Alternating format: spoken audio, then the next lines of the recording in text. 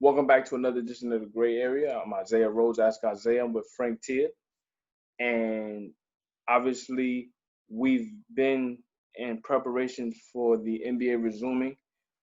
And we got it finalized on both ends. The NBA and the NBPA, the Players Association, have agreed to terms to the NBA resuming in Orlando, which, by all accounts, Frank, this is what was already uh, assumed to be happening, Hmm. um, despite everything happening civil wise in terms of the people and just fighting for social and fighting against social injustice that kind of impeded a little bit of progress. But at the same time, the players wanted to make sure that they hold the league accountable to make sure that they allocate funding and put and maintain attention on the issues necessary within America, especially for the African American community. So I stand with them in that regard, and obviously they had to make sure that they got done the right way. So with that said, the schedules have been released, and there's been a lot of anticipation for the restart because a lot of teams have a lot riding on this particular season. One of those teams, and arguably the most important team is the Los Angeles Lakers. So seeing the NBA resuming, how do you feel about that in terms of the restart, and where do you think teams will be, geared towards in regards to the next 8 games going into the playoffs? Um, I mean, it's good that's coming back. I'm starting things up. Giving folks something. To look forward to. Nonetheless, I do think a lot of teams will be sluggish, right? Rusty, players will be rusty, right? It was a long layoff, so I mean, I think we'll see like chemistry from some teams off, and I do think that some teams will. I know that some teams who think that they're starting to find their groove, like the New Orleans or somebody. I mean, they will be probably a little frustrated at the beginning because I'm not sure if they have the same cohesion coming back. But I mean, it's 8 games to get ready, so let's see what happens. Well, Um, on the flip side of that, we could see. While I think the crispness of the game won't necessarily be there. It won't be as polished. I mhm, do think the competitive level could be really high, considering the fact that each team understands they yeah, need these 8 games to get in the rhythm. Usually around this time, let's say you get to the last 8 games of the season, teams will start to take their foot oh, off the gas. yeah, So because of that sense of urgency, you'll see players competing at a higher level uh, compared to the usual space of the final 8 games, yeah, and just that zest and need to play. A lot mhm, of players haven't uh, been or gone this long without actually touching a basketball, yeah, being in the gym. So mhm, that might have reinvigorated their love for the sport or their love for the competition. So we might see, but I wouldn't say a better version of basketball because obviously you need to be in a rhythm, but yeah. just the highest level of competition. All right. Yeah, for sure. That's a good point. Also, team guys who were nicked up throughout the year. I'll probably go help them now. So that's a good thing. Just a quick question. Seriously speaking, teams are gonna play like the games. What's the spread out like?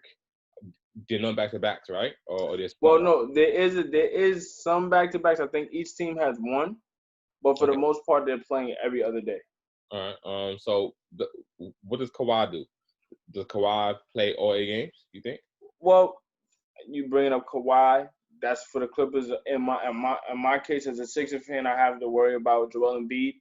Mhm. I think because teams have had such a layoff, you're gonna see star players wanting to play, and Yeah. I think because of in regards to the back to back, you might see a team rest, you know, let's say LeBron 1 game, or they might rest Kawhi 1 game and be 1 game. But for the most part, I think health withstanding, most teams will have their stars out there for the 8 game, which is definitely most important for, like, not, let's say, the Lakers or the Clippers per se in terms of seeding, but teams like the Sixers the the Raptors or the Celtics that are fighting for that seeding and need certain matchups to really be their best version of themselves going forward. you're gonna see the stars really, really competing and playing. Cool. Yeah. All right. And then LA Avery won't be there. Avery was one of LA's best defenders, right? If not the best LA defender. He's also a big part of their last win against the Clippers. So I think that's a big loss for them. They think about bringing some guys back. I don't know if it's the same. So I think that's a bit of a loss. That's a good point too. You transition into something that a lot of teams predominantly were worried about.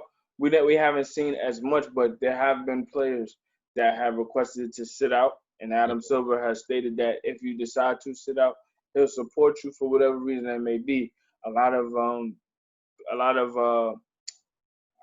the narrative coming out of the previous couple of weeks have been in regards to sitting out, in regards to the unrest and uprising in terms of supporting the fight against systematic injustice.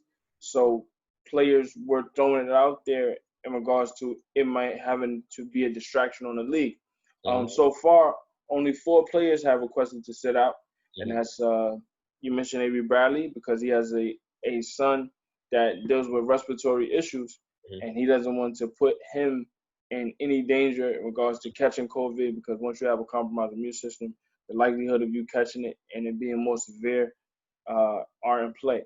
Then you have Willie Cauley-Stein, who was recently signed by the Dallas Mavericks. He's about to have a kid in the coming weeks, and he's not going to be able to play and really take care of his children at this time. So he's decided, I'm going to take that time with my family. Then you have Trevor Ariza, who decided to sit out as well.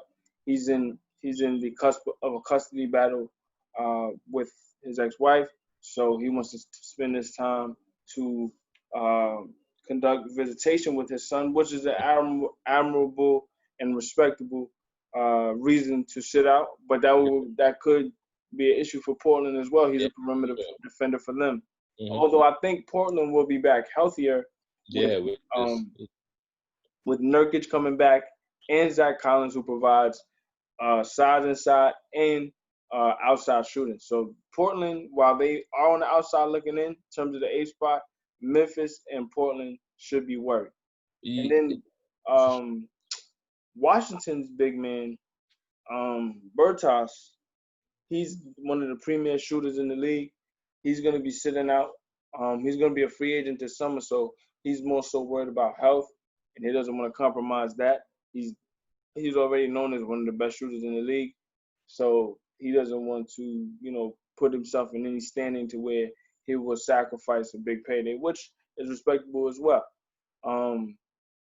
So with that said, you mentioned Avery Bradley and the Lakers being a premier perimeter defender for them, obviously being a part of their plans and their matchups. What do they lose with him in terms of, how he can impact going forward? I think he played his finest game against the Clippers. Like a week or so before the shutdown. 2 weeks before the shutdown, like we saw him like hound them on defense, and he's really hitting the outside shot. So Avery is someone who's having a fine NBA career before injuries a few years back, and I think this year with the Lakers being reinvigorated and with LeBron being healthy, Avery probably one of the Lakers who benefited from that the most. So I think they lose a spark plug on offense, and they lose a guy who could really get after it defensively and wreak havoc for a lot of small explosive guards in the league. So I think that's a tough loss. I'm not sure how you fill a void. There's talks of JR or Dion, right? But those guys are the defenders that Avery is. And all honesty, at this point, I'm not sure if they're the consistent scorers that Avery is also, right? JR has been known to be explosive, right? But he's a streaky outside shooter. Dion is a really good one player, but someone who needs the ball. So I think Avery fit the Lakers' plans really well. And with him being gone, we have to see what happens next. Well, their next game, their first game back, will be against the Clippers. So far this season, it's 2-1. The Clippers are ahead. You mentioned the previous matchup, which garnered a lot of attention, especially coming off of a victory against the Bucks, the fashion in which they won. A lot of the MVP discussion started to ramp up in regards to LeBron. We had previous conversations about that. Just in terms of where the Lakers were headed prior to the shutdown, and having to pick back up in such a high-profile game, how do you think that will affect their play? I don't know. I think it'll be tough to see what both teams are able to do, right? I think the Lakers definitely want to come and tie this season series up, but we have to see. If their chemistry and rhythm will be together. Perhaps the Clippers, because they're just more talented, are probably a team that can maybe get back to form a little easier, right? But that's give or take. I guess the Lakers were playing as a better cohesive unit, but then again, the Clippers didn't have their guys healthy for the whole year. So I think it's really up in the air to see who walks away from that first game as the victor. I also don't know if it'll be that indicative, right? Because if the Clippers are able to win, right, then they did 3-1. I don't know if that means that we're going to the playoffs. Similarly, I don't know if the Lakers beat them this game, if that says enough what happened, right? Because it's just too hard to tell at this point. We've been off for 3 months, so I think I have to wait and see how this all plays out. I'm not sure what exactly can be made from the first few games. I don't think we'll start seeing what's what until game 5 or 6, right? Because I think it'll take a few games to get the rust off. The first few games, go ahead. No, I want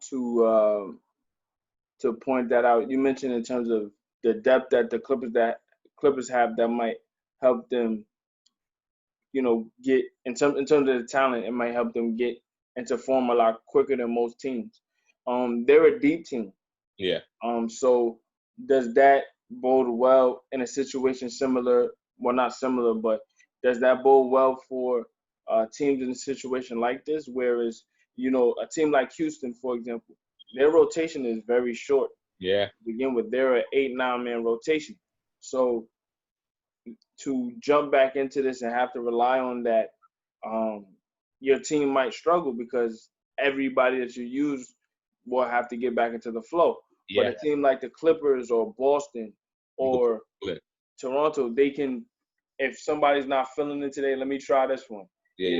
Having those pieces, does that bode well for someone in a situation like this? Whereas prior to the shutdown, you would have just went with who was favored to begin with.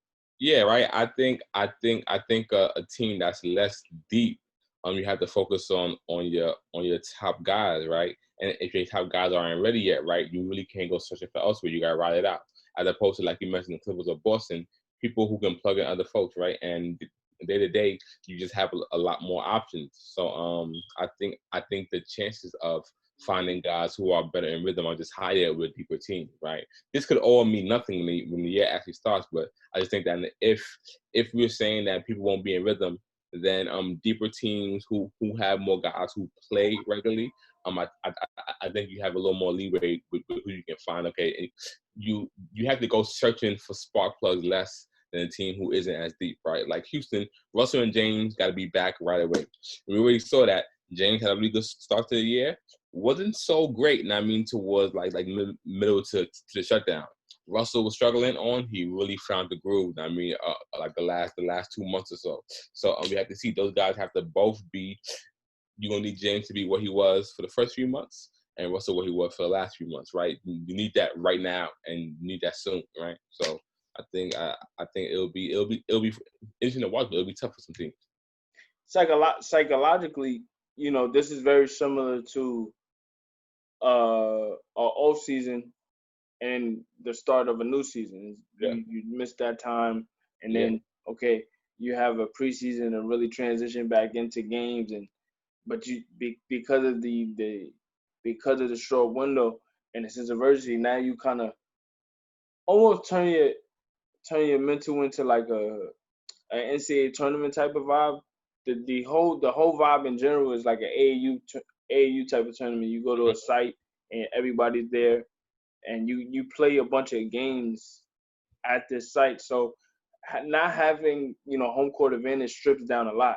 Usually when you're in the season, you have your home crowd. If you're not feeling it, the crowd gets you in in the flow a lot quicker Yeah. than, let's say, you have to be on the road. Yeah. So that's a big issue. But I feel like, at least in terms of how the NBA has played with the schedule as best they can, it's only 22. It's only 22 teams there.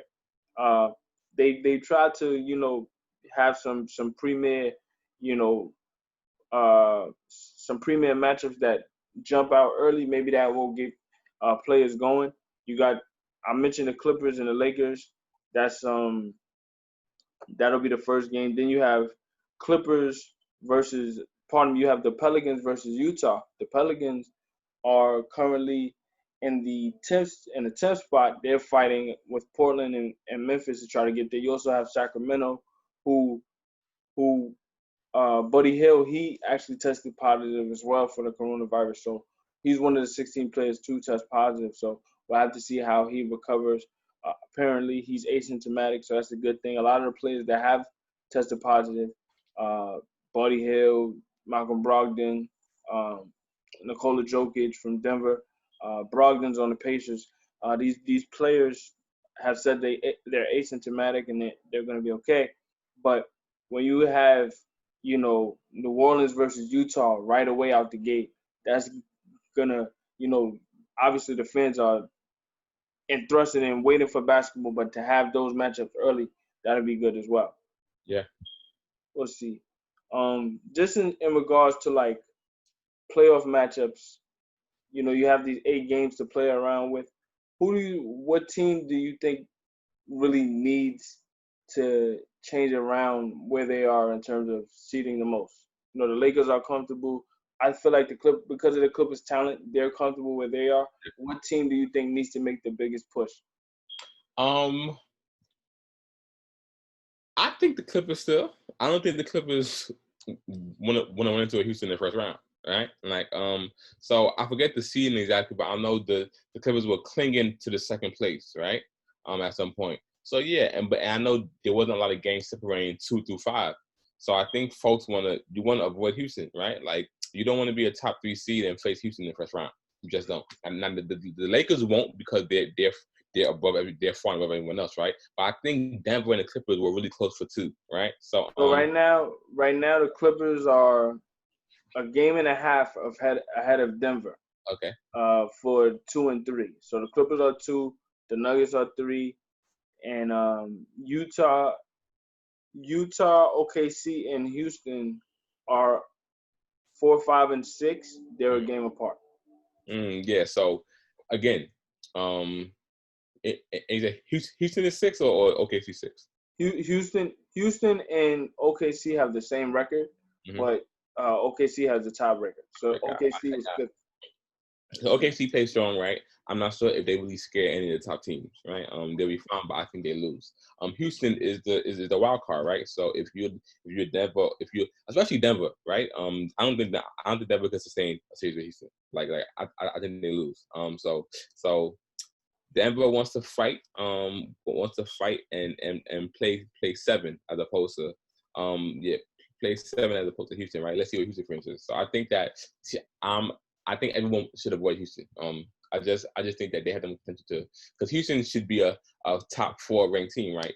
There's somebody who has the star power to get to the conference finals, so we see what happens. But I don't think you want to meet them in a 7-game series with especially the Clippers, who they beat twice, right? They beat them, and they were two pretty good wins. So I think Denver definitely needs to avoid Houston, because I don't think Denver has the star power to beat them. Denver has a cohesive team, but I don't think their guards can match up with Houston's guards, right?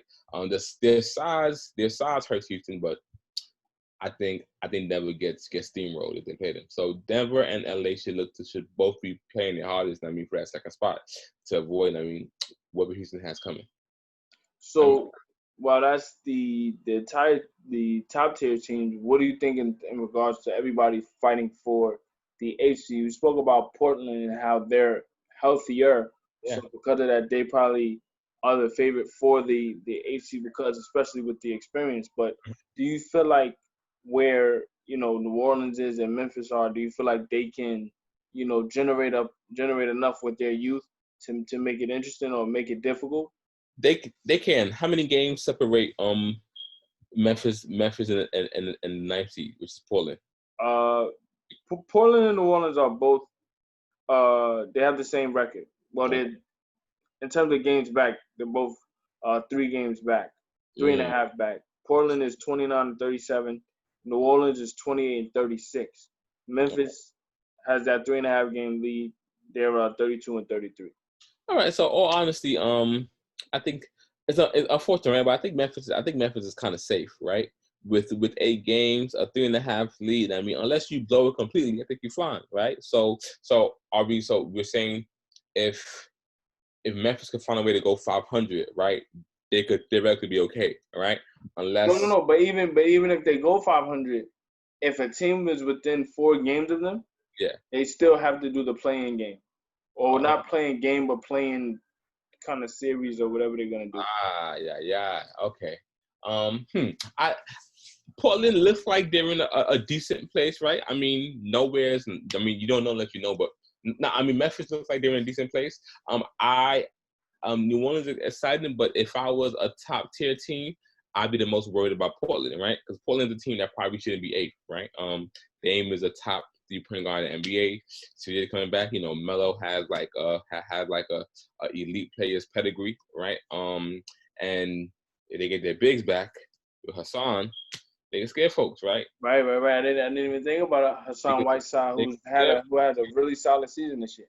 Yeah, they could. I don't know. They could scare folks. So, yeah, I think folks want to. I think the top team want to play Portland. If they meet Portland in a game, they want to beat them up because you don't want them to get a groove and mess around and get in. Because I would be the most scared of a team. I mean that comes back healthy and comes back with a chance to because I think they'll know that we could continue before, right? Like I think this is the deepest Portland has been in some time, right? So if they get in, right, you got Dame who's a killer. You got CJ, I mean, who's been a killer also. But some of these guys, I don't know. That's a scary series for folks. Yeah. So I don't know if LA worked this hard to want to deal with that in the first round. Right. I'd much rather play Memphis if I'm LeBron and AD. So we'll see. Yeah, because Portland had the bigs to make it difficult for AD. That's a good point as well. They're not only defensively, but they'll challenge him offensively well in terms of stretching out the defense, and especially with A.B. Bradley not being there, who can prevent the perimeter player from getting in the paint. If you stretch the floor, it's gonna make it difficult for him to. I mean, obviously he's one of the best help defenders in the league, but if you constantly putting pressure on AD to have to help and get back all the time, obviously it's gonna be some breakdown. Yeah, so that's tough. Portland got an opportunity here. Let's see if they can hold on and get in. But I think Portland got a real good outside shot to do this. Yeah. So that's the West. In the East, it's not as many teams. 13 teams are in Orlando for the West. 9 teams are in Orlando in the East. The top seeds already are basically already set. You got Milwaukee, Toronto, Boston, Miami, Indiana, Philly, Brooklyn, and Orlando. And that 9th team is Washington, who is mathematically still in, but probably not going to make it. So they finished. You have Milwaukee. They're 53-12. They were running away with the best record. That 1-8 isn't really going to be a challenge for them unless you worry about if you worry about attrition. Just really getting back into shape. Maybe you get hit a couple times. Whoever the 8th seed is, they might get a game or two just off of trying to get back into shape. But you have teams like Boston, Miami, Indiana, and Philly. That window is not necessarily, not Boston. Boston is kind of strong ahead, but Miami, Indiana, and Philly, they're 2 games apart from each other. So out of those 3, who do you think needs to move up the most in terms of matchup? I think Philly has been the most inconsistent. Right, they've been the team that people expected to be good, and they haven't been. So I think these 8 games, they need to find themselves, right? Because Boston was looking pretty strong, right? Same with Toronto also. Philly was a disappointment because you think about Embiid at the top. Look to Borderline 10. Yeah, and 8 to 10 player, right? And Philly hasn't played up to that. And Ben also, who's finding a way to still have a good season, right? He also hasn't quite made the leap that people expected, right? So he's been solid, like he's been really good at times, but you just want more out of him with ability. So I think Philly has to use these 8 games to cement themselves, right? To go into play with the strong. Because Philly should be the team that folks are scared of, but I think folks actually want to kind of like, okay, like we can play them. Like I don't think Toronto, Milwaukee, or Boston fare Philly like you would think they should. So I think especially for Philly, me being a fan and like an avid fan and knowing that their makeup, the way the team is built, they're built for the playoffs. Yeah. I think because of how this season manifested itself, to your point, they haven't been as consistent, but I think they're not necessarily built in the way that a regular season is supposed to flow. Okay. You have Embiid, who's constantly in and out the lineup, so that affects your chemistry throughout the regular season. So because of that, and you had the injuries to Josh Richardson and to the latter part of the season, Ben Simmons with his back, that threw off a lot of cohesiveness. Whereas now you've had so many months to heal up. I think that'll work to Philly's advantage. To your point, though, they are, while they have been inconsistent, I think they're probably the most scary. They're kind of in a line of where Houston is. While they haven't necessarily been what people have expected, teams know matchup wise you probably don't want to play them. Yeah. If I'm a Boston lost the season series to Philly 3-1 this year. Yeah. Then you have Milwaukee. While Milwaukee does present the ultimate challenge in Giannis Antetokounmpo, I think in the 7-game series, because of Philly's size and how they can throw bodies at Embiid, that could present a challenge. Milwaukee does have the shooting though, and Giannis. So they got to shoot in lack star power, right? So right. So we'll see how that looks. If Tobias has a good series, right? If Al Horford can use some of his deep playoff experience, then we'll see what's what. I like Toronto. I think they're strong, but I do think their lack of star power hurts them going deeper, right? So I want to touch on Toronto because Toronto and Boston are essentially the same team. Yeah. They're very deep, well coached. The system and the organization is so stable that it allows for whoever is there to be interchangeable. You can throw them in and play, and you don't have to worry about how they're going to perform collectively. But in the same token, you probably look at Pascal Siakam in the same vein you look at Jason Tatum and Jaylen Brown, like young elite talent who has shown they can perform in the playoffs, but they haven't necessarily had to carry a playoff.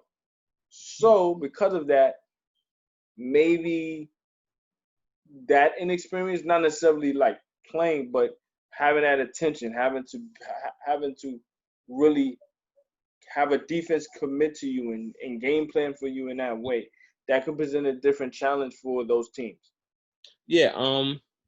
Yeah, they're all in the same. Well, Siakam and Tatum are in the same round, right? If you're ranking folks, but I think that Tatum is expected to be a much better player than Siakam, right? And also, Boston has Kemba Walker, right? They do have Kemba. So I think they have the star power advantage, right? But I will say that Toronto does have is a more cohesive team, right? I think Toronto gets more from more people than Boston does, right? Like Van Fleet has looked like an all-star at times this year. You have guys, Larry. You have guys who come in and they can play right away. They're young, deep, athletic. They have size. So I do think their team is constructed better than Boston. I think Boston has slightly better players. So and I think the star power edge also goes to Boston. Tatum also before the break was looking like getting to a point where, oh, this kid is really good. Borderline superstar level, they might have a chance. The field goal percentage, I mean, still is unideal to me, right? I don't like tall players shooting under 45%, but that's just me. But he was getting really good. He was having big games on national TV, a few 40-point games, some 30-point games. He played really good against the Clippers, played good against Houston, played good against LA. So yeah, it's I think maybe I'll lean towards Portland in the series. You mean Toronto? No, yeah, I'm sorry. I'll lean towards Boston in the series. Okay. Yeah, I don't know what to call it. Boston for star power, but Toronto to me is a better team in team sense, right? So I'm with you. I'm with you in terms of the fear factor. I think that the star power lends itself to the fear factor. But what do you say towards those that might say championship pedigree? That experience does change your confidence. Yeah.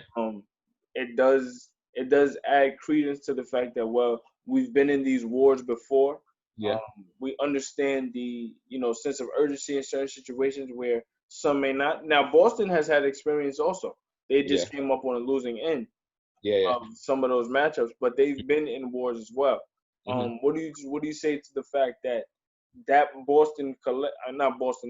Toronto collective, for the most part, are all champions except for Kawhi, who's on the Clippers? Yeah, I like that. I'm with it, right? I think Toronto definitely has shown that they've been able to do it, right? And also, it was games where Kawhi wasn't his best in the finals, and they still, they pulled it out. Was a hampered Warrior lineup. I will say that the main catalyst for Toronto doing that is now gone, right? So I think that changes things. So with the championship pedigree, right, the person who got them there, at some point in the playoffs, dragged them there is in LA now. Right? I mean, to that point, double-edged sword. Go ahead. Not to cut you off. To that point, for Kawhi Leonard to really be the reason to get them over the top. Yeah. In the series that really tested them. Yeah. Which is Philly, and even some parts of Milwaukee. Yeah. He was the reason. Yeah. It wasn't necessarily like those guys had stepped up in a way. Now, to your point about the finals, they did step up, but for them it was about getting over the hump. Yeah. And to get over the hump, they needed Kawhi. Yeah. Right. So and the hump is here earlier. We'll be there earlier now, right? So we'll see. We'll see if Van Fleet was a killer against Golden State, right? So we'll see what he can do, what he does, right? But then he'll have Kemba on one end if Toronto was to play Boston or if they played Philly, right? So I don't know. Toronto may unfortunately be the odds man now. The lockout may hurt them the most actually because it gives teams like Philly who weren't playing as good a time to be better, to be their best selves. So we'll see. If I had to bet between like star power and teams, I'm gonna lean towards star power, especially in the playoffs, right? Because the pace slows down, defense slows out. So what do you think about? We probably have the biggest star in Embiid. Yeah. But is he the best star? Like in terms of star power between that collective of teams, Boston, Philly, Toronto. Do you think that Philly has big enough star power to overcome a Toronto? Yeah, I think your comparison with Houston was spot on, right? I think Philly is a big threat, right? Toronto doesn't have an answer for Embiid down there, right? But Embiid isn't always Embiid, which is the issue. So yeah, if Philly's hitting on all cylinders, they're amongst the scarier teams. But they haven't been hitting on all cylinders often, right? So right. That's just a big question mark for them. But yeah, and Embiid is the best player outside of a Giannis, right? So depending on how on the mismatch or the nightmares he causes for opposing defenses, that's how far Philly will go, right? And then Ben is his good self, right? And if Tobias finally plays like he's worth, the money he got, and if Al Horford, finally plays like half decent. Yeah, half decent. And then they could be good, but I just said like 4 ifs, right? So I don't. And it all has to happen at the same time. Yeah, right. I don't like banking on ifs too much. So right. so I think yeah. Which lends itself to where they are in terms of standing. Yeah. That's a lot of ifs that haven't necessarily coalesced at the same time. Whereas you got a Miami team and an Indiana team who don't have the style or don't have the star power per se, but they have the consistency of game plan, organization, and just overall effort all the time. So when you throw them in the mix, how do you think they fare in terms of that, let's say, 14 collective of Milwaukee, Boston, Toronto, Philly? I don't think the Pacers do much, right? Vic missed most of the year. They still play really good without him, right? And maybe he's healthy now, right? He's back to form. But I'm not as scared of Indiana. I think the Heat have played a lot. Most of the year, they play most of the year like they can beat anyone in the East, right? Like at least they believe so, right? Jimmy is a tier below some of these other stars in the league, but he definitely believes that he's there, right? And like I said, they have Spoelstra, a coach with championship pedigree. They play hard. They have a good mix of young talent and experienced depth. So Miami is also a strong team as well, right? I think they're probably like fifth from those teams out of that cluster, right? The Milwaukee, Toronto, Boston, who else? Philly. Yeah, they're fifth, right? Miami's fifth, right? I think at any point in the year they've played as good as any of those teams in a certain stretch. So I think the Heat also pose a cool threat, right? Let's see if they click on cylinders. They have two good rookies, right? They have a really good outside shooter. They have two really, Duncan Robinson and Tyler Herro. So. Yeah, right. And they Butler, at times plays like he's in the top 12 to 15 players at times. Dragic has been. Dragic did 6 man. They got a Bam Adebayo who's all-star this year. So Miami got a nice system over there, right? I don't know how. I think they make like a deep second round run. So where they are right now. Yeah. Where they are right now, they're in that 4 seed, right? Yeah. So that's necessarily not the best place you want to be for the second round. Yeah. But say they drop to a 6 and they have to play Toronto or somebody. Well, that first round matchup will probably be Boston. Could they scare Boston? They could scare the heck out of Boston. I don't know if Boston wants to see Miami in the first round. Right. I think Boston rather see like someone else. I don't know if they. Yeah, that's a series that I'd be scared of if I was Boston. Right. That's a team with depth, especially when they go home in Miami. The energy and Boston's best guys are still relatively young. So I don't know. That's tough. If I'm Boston, I would want to avoid them. Right. Toronto as well. I would think the teams we named would want to avoid Miami.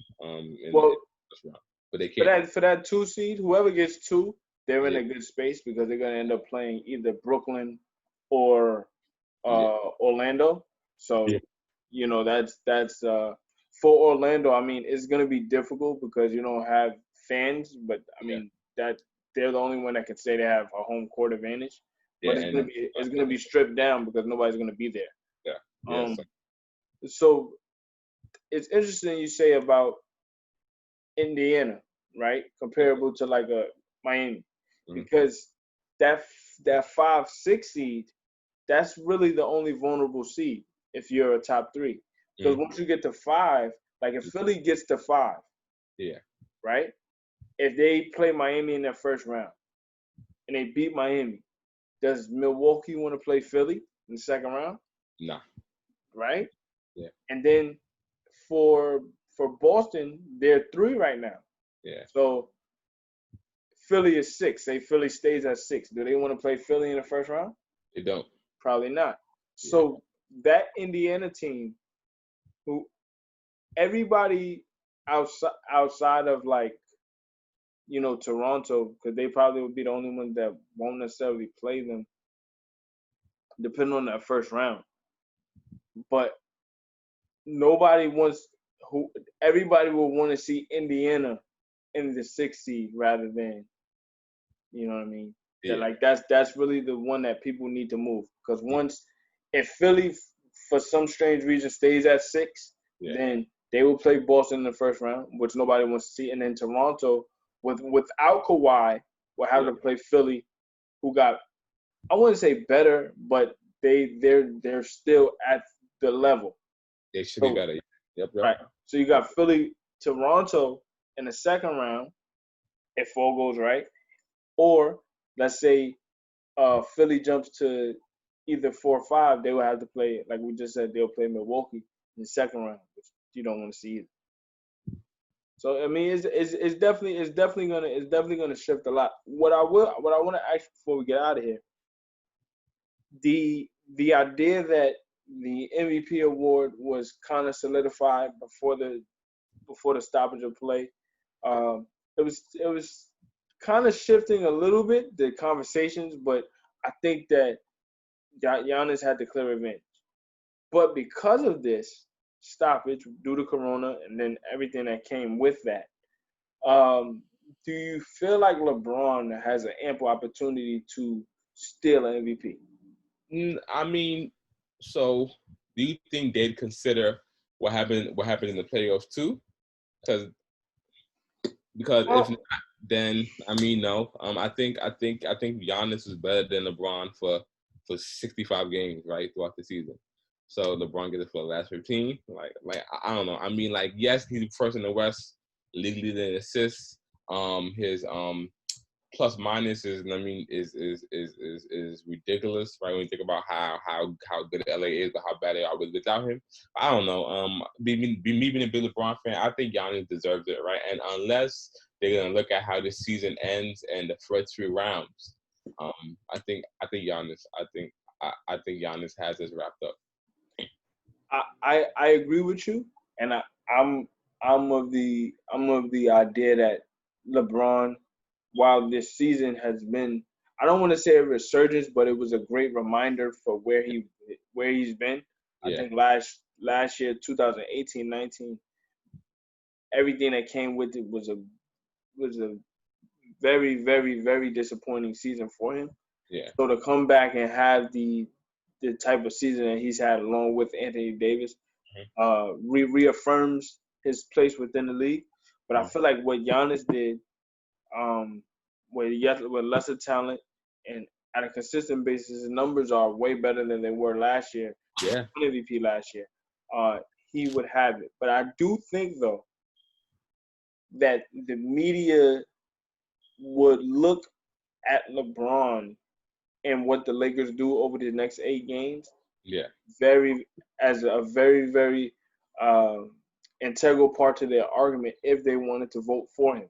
Because if the Lakers do somehow, come out and, dominate these next 8 games to get in the rhythm, and then you have, that first round to kind of sway a little bit, even if they say it doesn't, key into their vote, they're worried about regular season, to have that stoppage of play and then come back and still dominate it in any way, fashion, or form. If they're able to do that, to put that together and then lead into the playoffs, that could sway a lot of votes that maybe weren't necessarily there before the season was over. Yeah, sure, I agree.